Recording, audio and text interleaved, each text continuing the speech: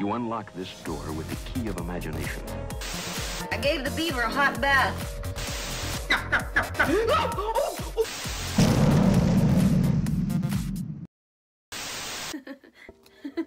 Oh, hey, buddy. How's it going? It's going well. Yes, going very well, very well. Elisha, are you okay?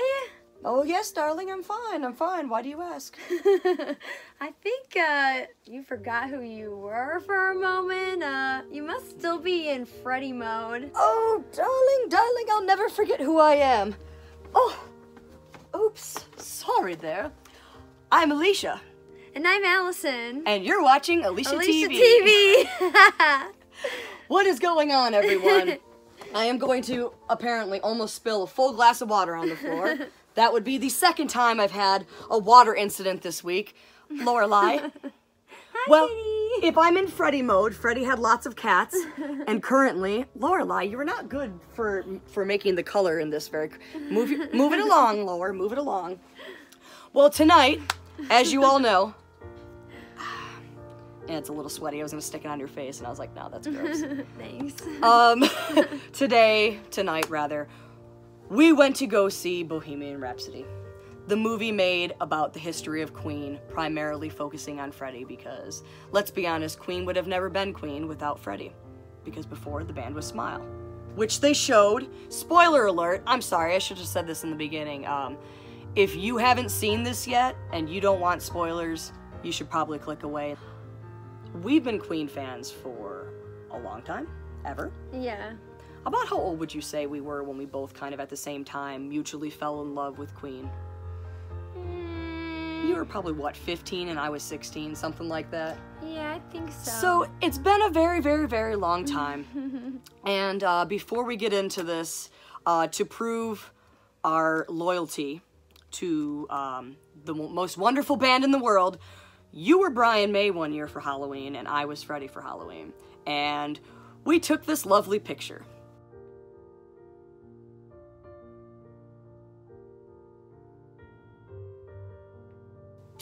Now, I don't know about you, but that's pretty freaking uncanny if you ask me. I think that might be one of the best Halloween costumes I've ever done. Honestly, the attention to detail with your costume, let alone the movie, that Guitar Hero guitar. But speaking of attention to detail, my favorite thing, aside from the entirety of the movie itself, was the accurate details and depiction of Live Aid performance at the end. Yeah. The thing that I liked the most about that was the attention to detail in every single movement. It was like a mustache hair was not out of place. Yeah. You know, the actors that they chose, of course, couldn't ever be identical to the actual people. But I must say, the guy that played Brian May, so Willem Lee, I believe his name was, dude was Brian May.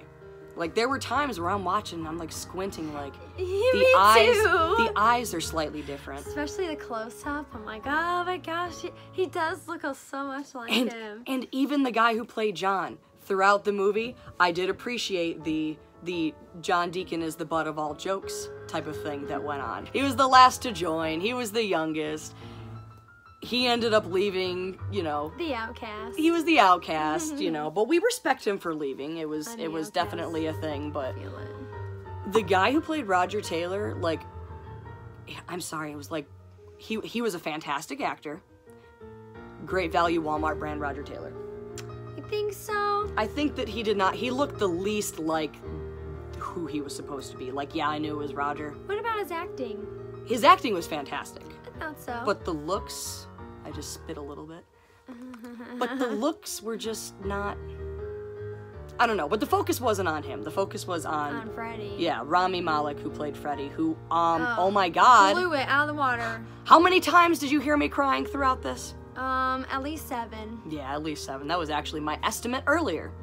I'm pretty sure I freaked out the woman in the bathroom afterwards. I was waiting in line and I just hear, oh, you have a Queen shirt on. And I spun around and I was like, here, I also have Queen tattoos. And I was able to get like the tiniest little bit out. And she was like, okay, yeah, sure. And I was like, I saw Queen back in 2014. She's like, well, I saw him for my first concert ever when I was a kid. And I was like, oh, well, that's cool. I'm jealous of you. Yeah, I said, I saw him with Adam Lambert, and she was like, oh, like totally unamused, like old school Queen fan who's just like, you're newbies and you're Adam Lambert. She just doesn't understand what it's like. But I like that they brought his family into it. Yeah. That was an interesting take. I mean, I like that too. I'm a big fan of Queen, but I never learned a whole lot about his dad. Right. I mean, even in some of the books that I read, there have been mention of his family life and everything, but I've even read deep into, like, the younger years. This movie, for anybody who is aware, they do talk about Freddie Mercury's AIDS, and they kind of lead up into right before all of his health problems started getting worse, basically. So it was not so much showing the life history of him, it was more from the point that the band started all the way up until Live Aid. That was pretty much what they covered. Yeah, so Queen. The factual accuracy of it, I think, was pretty spot on. Yeah, I think so too. Now, there was one thing that I was slightly like, about. They had a scene where Freddie came and told the band members, I have AIDS. I know there was a time where he came forward and told them that, but they made it seem like it happened before Live Aid, and it was around 1986 when he got diagnosed with it. So 85, it would have been before, and the first person he told was Mary Austin, which they didn't show in the movie. So aside from that little one detail, I would have to say that 10 out of 10. Or 5 out of 5. However many stars they have available to give out for a movie. This deserves like 50 times that. I think you're a little biased too. I mean, what tells you that? What gives that away? But no, I have no idea. Really good. I liked it. I liked it. Did you cry I thought it was at all all? around good.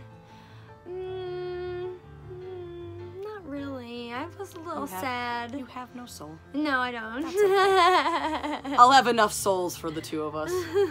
But if you have not seen it yet, please go ahead and go watch it. Yeah. If you like history of bands, more of a deep storytelling, and just a cast that actually is proving to the fans, us, and other people like us, that they care enough about telling the truth of the story. I like the beginning when he was trimming his stash. Yes, in the opening of the movie, he's trimming his mustache, and I was like, yes, that is so me in the bathroom. That is so me. They really brought him to life. Oh, it was perfect. There were times where I was like, this is Freddie. That's Brian. That's John. That's clearly not Roger, but I'll kind of buy into it. No, that was great.